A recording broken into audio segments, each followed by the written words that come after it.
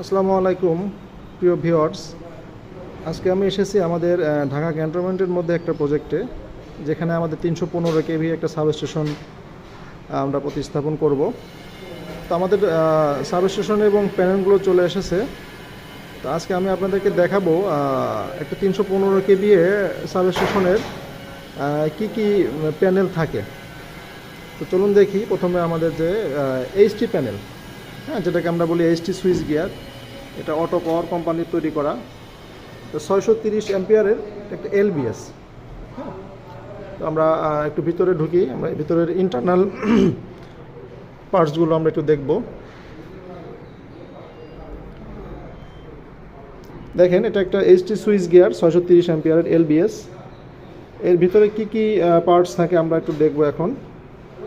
শুরুতেই নিচের দিকে যে তিনটা পার্টস দেখতে পারতেছেন, এটা হলো সিটি। সিটি মানে কারেন্ট ট্রান্সফর্মার। এটা রেশিও 30/5 অ্যাম্পিয়ার।